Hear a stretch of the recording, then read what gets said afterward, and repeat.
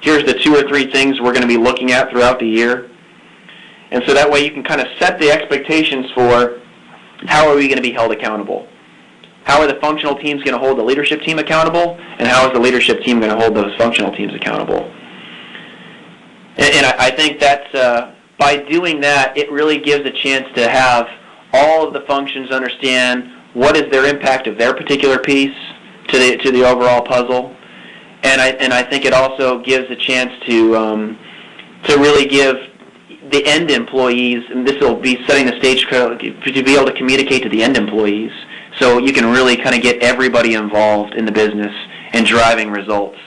I think for the best lessons on this one are, like I said, to kind of stay high level. I really like that headline approach of, what's your headline right now, what's the main story, and what's the story going to be.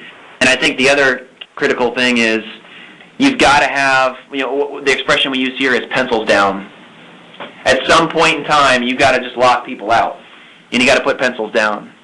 And what that, in the context of that is, if you don't do that, your budget will never be done, and you'll just basically be on like a perpetual measurement system. And by putting the pencils down, you have a hard stop for everybody.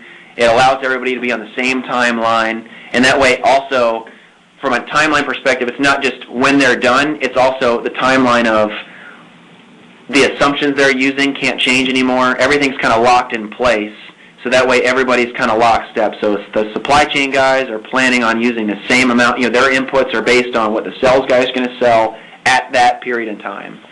And then as a business perspective, as things change, you can obviously address those accordingly, but you got to have everybody kind of lockstep. Yeah, with that pencils down and the overall pitch in general, it really creates the